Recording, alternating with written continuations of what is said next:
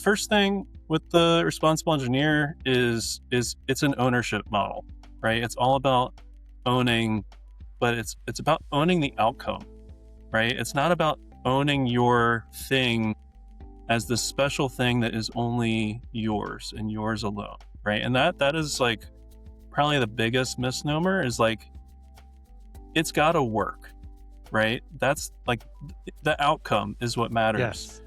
Hello and welcome to the Leadership Launchpad, where we help technical managers improve themselves, their teams, and their organizations. If you are a technical leader, an engineer or technician looking to become a leader, or someone who supports technical leaders, this is the show to get actionable insights from people who have been in the trenches and gone through the journey of becoming a people leader themselves. Our guest today is Seth Kovnat, the Director of Vehicle Engineering at Impulse Space. I will let Seth tell a little bit more about the company, but at a high level, Impulse was founded by Tom Mueller, the first employee at SpaceX and the person behind the most successful rocket engine in history, the Merlin 1D. The goal of the company is to unlock efficient in-space mobility. Basically, with SpaceX and others solving the problem of getting to space, Impulse wants to solve the problem of getting around once you are there. For Seth, his journey took him through many different stops in the aerospace world. He spent 5 years at Instar Engineering, 6 years at Piasecki Aircraft, and 6 years at SpaceX. As SpaceX's head of payload accommodation architecture, Seth built out the modular mission infrastructure required to drive Falcon from 24 to 148 launches per year and beyond, rewriting the rules for launch accommodations while overseeing more payloads to orbit than anyone in history at that time. As the Director of Vehicle Engineering, Seth now directs all vehicle development at Impulse. During this time, he has also published a book, written many blog posts about what it takes to execute at a high level in engineering. So I am really excited for the conversation today. Seth, welcome to the Leadership Launchpad. Thanks for having me.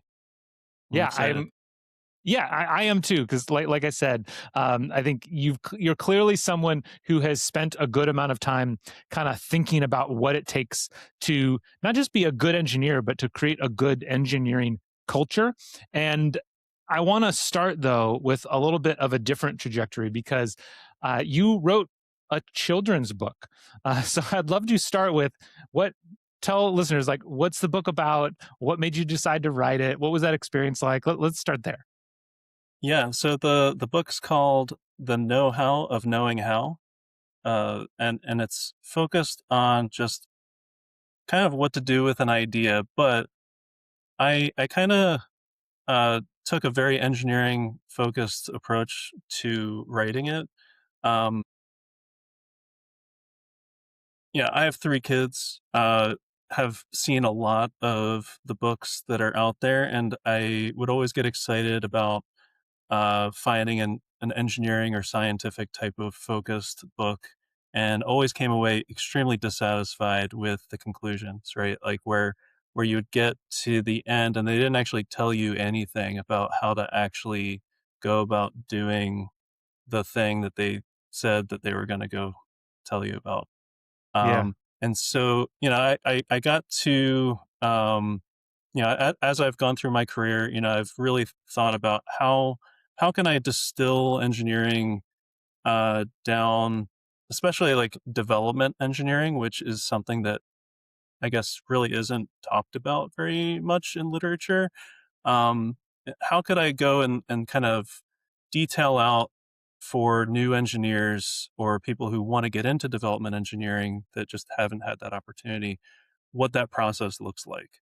And as I went through the process of trying to write that particular book, I ended up I kept simplifying things down more and more and more. And then I realized that it wasn't actually an engineering book at all anymore. It was actually like just how to create type of book. And Love it. it was like as simple as that. It was simple enough that it could be a children's book. And so then I started to kind of get into like the rhyming themes and working with like having fun with words and it kind of led to the book that it is today. That's really interesting. What was the hardest part? Was it just like the initial ideas, the simplifying the ideas, the rhyming? That would be really hard for me. Like where was the hardest part, do you think, of the whole process? Um, I mean, I kind of approached it like I approach any engineering problem, like where I'm trying to develop a thing.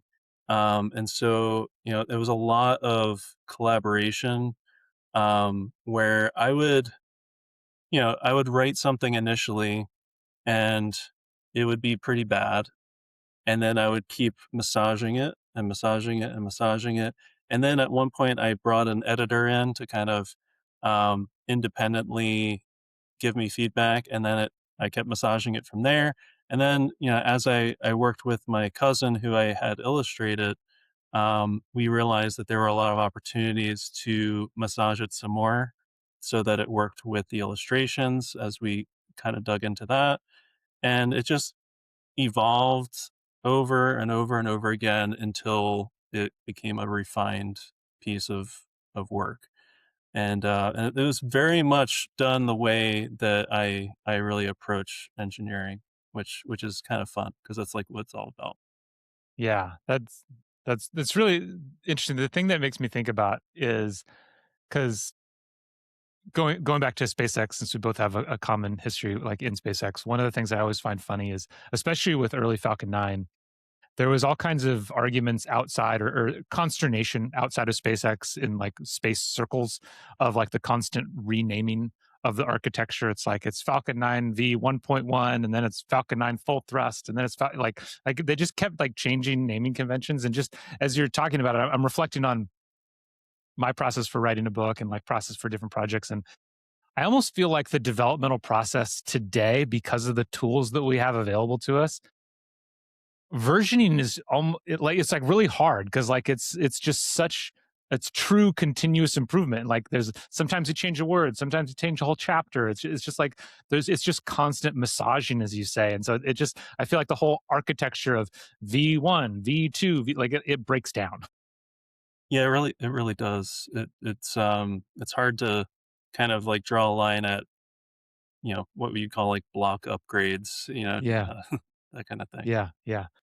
Awesome. Okay. Well, I want to get back to the idea of like, how you function well, how you create a strong function engineering team. But before we do that, I do want to ask you to go into a little more detail about Impulse and kind of your role and your team's role within it. What from, I have followed it from the outside for a long time, but, what's the latest and greatest? I know you just closed Series D, I believe. And like, so where's the company going now, and what part in that is your team playing? Yeah, so my team is responsible for all the vehicles, and when it comes down to it, a lot of it is the structures and the mechanisms and that kind of thing, but it's also the systems, right? Like how all the systems play together, taking all of the advanced propulsion that we've got and all the advanced avionics and all of these other systems and putting them all together to form them into vehicles.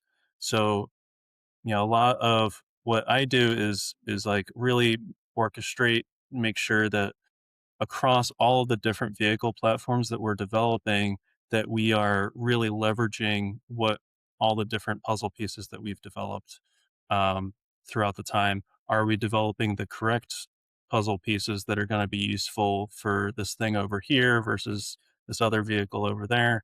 And coming to like a little bit of an efficiency as we're rapidly developing new space vehicles. Yeah, and because right now, are there just two, Mira and Helios? Are there We more? have Mira, we have Helios, we have a couple of government vehicles that are similar, and then we have like the lunar lander That's right. architecture that we're just getting started on that we're Yeah. hoping to accelerate. Awesome. Awesome. So yeah, so you really are. I like how you use the word. You're orchestrating. You're. Have you ever read the book or heard of the book Team of Teams? Actually, no. So, Team of Teams is a book by General Stanley McChrystal, who he was the head of special forces. He was a special forces commander in Iraq back in like 2007 and eight, and he talked about how he had all these great teams. You know, as Navy SEALs, Army Rangers, and they're great individual teams, but they would struggle to work together and they would kind of get in each other's way. And I always felt at SpaceX, at a lot of hardware companies, nobody can win on their own. They're all having to work together. They're all these great, amazing teams, but working together can sometimes be difficult. And so it sounds like your role is being that binder of allowing them to work together. Is that kind of described correctly?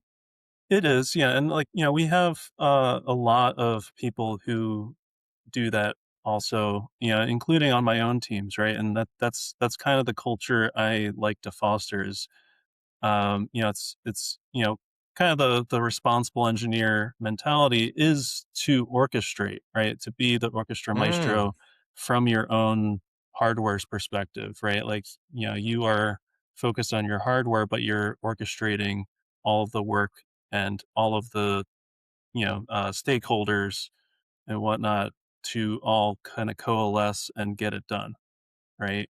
And so that happens at every level. If that can happen at every single level, where at like a piece part level, that person, there's a responsible engineer who's really pushing their hardware through and orchestrating it to get done. And then you get to the assembly level and then the vehicle level. And then now, at my role, it's kind of like across vehicles, like making sure that it all works and that it's all advocated for. Like that is the responsible engineer mindset, really. That mindset might be a great place to kind of start diving into more of the leadership and cultural aspects of this. And I think you may be, correct me if I'm wrong, I think you might be one of the perfect people to answer this because, as you said, as we were talking before we hit record, had a 10-year career before you started at SpaceX. You were in other aerospace companies. And this idea of the responsible engineer is something that comes up again and again. I got exposed to it at SpaceX. I hear a lot about it at other companies. And a lot of companies talk about it and more of the mindset of it as one of the key pieces to success at a lot of these companies. From your perspective, maybe I don't know if they already had that culture at some of the other companies that you were at, or if it was a new thing. Do a little bit, help me define what that mindset is and kind of what cultural elements are needed to foster it, what leadership is needed to foster it, what makes it different. Yeah, and I think you're right. The career I had before SpaceX really did not have that really, and that was like one of the things when I came to SpaceX that really was like, oh my god, this is like what I was looking for. This is what I was missing, and that was just the mindset that you could actually own it all, right, from soup to nuts, and not just like a piece of it, right?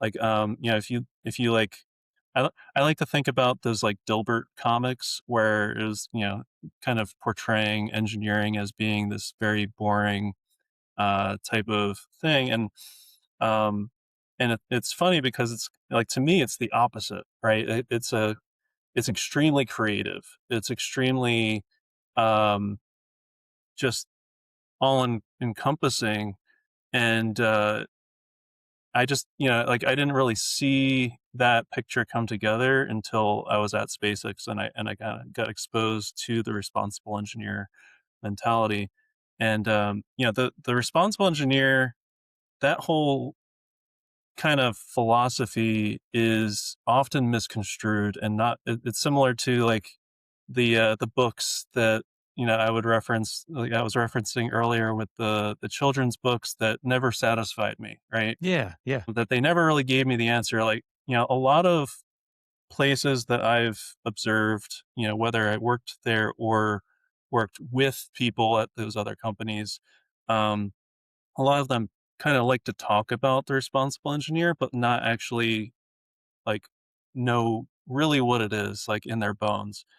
And yeah, and so yeah, that is a definitely something that like I've thought about quite a bit. It's something that we've been implementing at Impulse, and it's not easy, right? Like there's a lot of nuance to it that you don't actually expect until you kind of start to run into different like nuances there. So the first thing with the responsible engineer is it's an ownership model, right? It's all about owning, but it's about owning the outcome, right? It's not about owning your thing as this special thing that is only yours and yours alone, right? And that is like probably the biggest misnomer is like it's got to work, right? That's like the outcome is what matters. Yes. Yes. And like if you go into it feeling like you are the owner and you're the only all the ideas have to come from you and you alone, and you get just put your head down and go to work, you're gonna have pretty bad outcomes. Like you may actually have good hardware outcomes, but like you will burn out, right? Or you will it's not going to be as strong as it could be, right? Because you didn't engage with the people that you really needed to. Um and really you didn't get the feedback that you really could have used to make your ideas bulletproof, right? Because the outcome is what you care about most. So, yeah, the whole RE mentality, it's all about owning the outcome, and to do that, like I kind of have like three main focal points for like what that means, right? And that is you own it, right? You're not a task rabbit. You're not just like doing tasks. You own it, right? You have a plan. You know what the goalposts are. You know what success looks like, and you have a plan, right?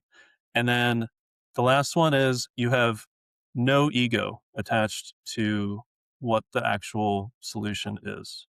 You're just wanting to engage with as many people, even the biggest adversaries that you could possibly have, to have them throw as many stones as possible at it, break it, try to make it bulletproof, and do that as early as possible so that you can come out of it with the strongest possible project or a product that you can.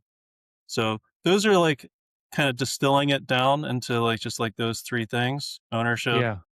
having a plan, having low or no ego. Yeah. But that's kind of my worldview for that. S- So then I like, kind of double clicking on the idea of owning the outcome. Then is it kind of looking at your career or what you're trying to achieve and how you move forward? It's kind of like owning, and I might be saying this wrong. Would you consider it's like your goal is owning larger and larger outcomes? It's like at first you're just responsible for making sure I don't even know, a mechanism releases correctly or something like that, versus you're now responsible for making sure all of the vehicles are working harmoniously together and making sure they're all making maximum utilization of the pieces that you have. And again, it's not, even if it's the mechanism separating as it's supposed to, the mechanism isn't the part, isn't the thing that you're owning. It's the separation that you're owning. Am I thinking about that correctly as a Yeah, non-engineer myself? yeah, that's exactly right. Yep. Okay. So then as a leader, how do you think about then making sure you're creating an environment where that mindset spreads throughout your team and the rest of the organization? You mentioned it's difficult for an organization to have this because I imagine, I've worked at companies before where something that would often come up is the idea of like the weaponization of values, where you say we never give up as a value, and it means you just like bulldoze over everybody. That would be like weaponization of the value. So I imagine that's part. It's like one, you got to get these ideas out there, but you also got to make sure the nuance is there that people don't go too far with them. So yeah, how do you think about it as a leader of making sure these are applied appropriately? Yeah, I mean, I think like because there's I would say like a hierarchy that does exist where like there's an owner for a vehicle, there's an owner within that vehicle for like individual systems within it. and so on. And then, there's like, at my level, um, ownership across the vehicles, there are paths to escalate when, you cannot Mm, agree necessarily on what the priority is, like who yeah. gets the resources, that kind of thing. And that makes it more important to be communicative and to make sure that like you're talking early, you're planning even earlier to make sure that um, everybody's prepared for what you're sending their way, and you're not just showing up at the 11th hour and saying, "I need to test this thing." Well, that wasn't planned for. I understand that it's like a high priority thing, but like a little notice would be helpful. So that's like that could kind of goes back to like orchestra maestro, right? Like that's kind of like the analogy I like to use the most for the RE is like you're an orchestra maestro. You need to be living and breathing with your hardware or whatever you're owning all the way through end to end. Test, you're gonna have like a lot of different people helping you along the way. There's test resources, there's manufacturing, there's everything that you could possibly imagine, and you need to be orchestra maestroing everybody so that they know what's coming. You're not only like telling them, "Hey, heads up, this is happening," but you're also allowing them to steer the design even, right? And like you're taking their inputs. You're not only taking their inputs, you're like really trying to pull those inputs in. Like you're, demanding like, "Hey, please tell me that this isn't stupid, right? And that Yeah. this isn't going to get us into trouble. How can I make this even easier for you?" And you're not going to be able to just use all of that feedback. You have to be a filter for it to take the best and kind of put the puzzle together so that it works in like the most pragmatic sense. It feels very much like kind of the discussion we had earlier about versioning and how it's very much like a living process and constantly changing. It sounds kind of similar in that it's not that there's like clear lines of like you receive feedback here, you give outputs to here, like it's always subject to what's the best outcome and just and constantly shifting whatever you need to shift to get the best outcome. Yeah, it's not a linear process by any means, and I That's a good way to I put I it. do think that, the more aggressive you are early on when the knowledge is low, uh, the more aggressive you are at accepting the churn and, like, really trying to, like, get all those inputs and put the whole soup together, the better you're setting yourself up to have a very clear path to execute, Yeah. as opposed to like just starting to run in a direction without really having scoped out like the full vision, right? Yeah. Um, in that case, a lot of times you get very expensive or pretty costly, from a schedule or whatever have you. Um, you run into a lot of problems that way. So I'm a big proponent of, again, having that plan, having a roadmap. What does your goalpost look like? Mhm. How do you see yourself getting there? What do you see yourself what do you see as the technical or schedule or any other types of risks that might be lurking that you might want to go and attack first?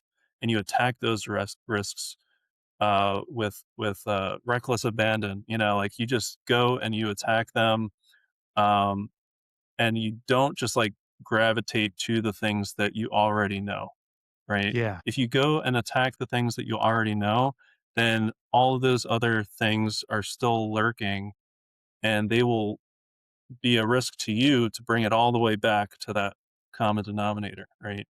Yeah. So yeah, Yeah. Okay. Yeah, and I imagine that's something that you as a leader are constantly having to reinforce. Yeah, because it's like I always think about just the levels of it's always interesting to look at different companies and think about where they start and what they try to show off. And if somebody's if a new launch company is like trying to just get out the gate and and show that they and make the most quote unquote progress, it's like, let's build some tanks because, like, hey, tanks are big. They show we got these huge structures, but really it's like prop is going to be a big problem. And so if you're not starting with prop, like, you're going to run into problems. Yeah, that's exactly right. And I'm not opposed to building early. I love to build things Yeah. early, and and that's not what I'm saying at all. Yeah. Just when you do, it needs to be done intentionally, right? Yeah. In fact, everything's got to be done intentionally. Even the things that you are intentionally doing, like you're intentionally saying to yourself, "This is not a big deal." Okay, do that intentionally, right? Um, so when you Yes. decide to build something early, if you don't know what your metric is that you're actually looking for, or like what kind of measurements you're trying to take out of the thing, whether that is like, can we build it this way, or like we're going to try this process, or I just want to see what the fits look like, or I want to try to test this thing and like make sure that my test actually works, that test setup. There's like a million reasons why you can do those things, and they're all valid reasons to go and build something early. But if you are just building to build, that's where like Bill Gerstenmaier, who worked with him at SpaceX for a little bit, he used to say, "Fail smart, don't fail stupid." Yeah. Right? And there's a million ways you can fail stupid, right? And like really, it comes down to just not being intentional and not actually having something that you're measuring to, and you're just kind of going blind because you've got the illusion of progress that like you are building something. Yeah, I'm looking over here at my bookshelf next to me that you can't see because Amy Edmondson, who people may know her for her work on psychological safety, but her most recent book is about failing smart, and I can't find it off the top of like as I briefly look, but yeah, and it's those it's that same kind of idea that that you were just saying there. Awesome, yeah, okay, so that's kind of at a high level, like the culture that you're trying to push before we leave. I know we're getting kind of close on time here. I do want to kind of rewind the clock a little bit too. Talk about your journey as a leader, especially these last few years. So now you're talking about like orchestrating vehicles across a whole line of vehicles. You're talking about building this responsible engineering culture. But when you think back to when you first started leading people, what were what were some of the biggest surprises or challenges that you run into that you would expect other people in your shoes probably face as they first become a people leader? Yeah, I mean, I think a big one is it's very difficult as someone who's owned hardware to go from like owning hardware to like leading people, where you need to relinquish that technical ownership to those people, right? Like, and allow them to have their own curiosity and to explore their own decisions and making their hardware good. And so, like that I think is like by and large the biggest challenge, especially Yeah, for like high performing technical leaders as they get into management. yeah. Just since we just talked about it, is there a parallel there? Because like when I think about the responsible engineer, as you talked about it, and there's kind of like a hierarchy there. Is there any similarities there in terms of like if you're, the RE for a vehicle, you're not necessarily, holding on to, you're releasing some of the responsibility, or maybe not the responsibility, but release some of that for like the subsystems. Is there a connection there?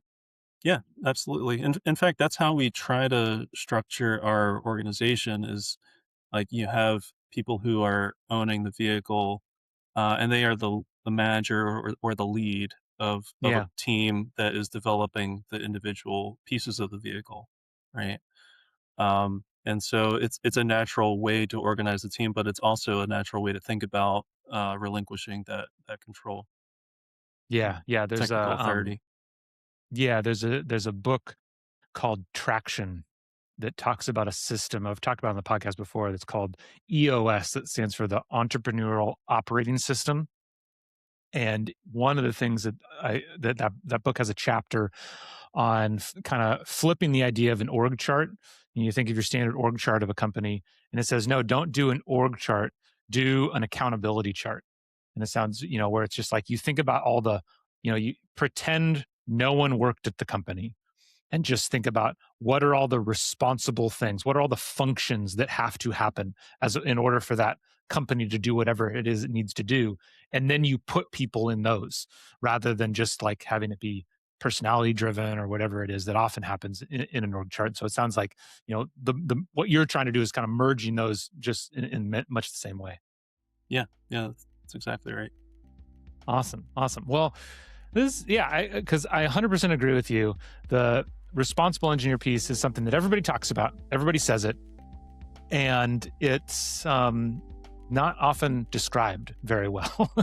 And so thank you for, giving a few of those tenets. Again, I can tell, it makes sense that you would be able to break it down that way because you were writing a book for engineers and then you just kept simplifying it until it became a book for kids, which is fantastic. Sounds like just the kind of book that kids need these days when it's all about building things. I think that's kind of the name of the game in the world of AI. So really glad to have you on the show. I'll make sure to put a link to the book, put a link to the careers page for Impulse. It's been great chatting with you because I know you all are doing some amazing things right now. Yeah, appreciate it. This was fun.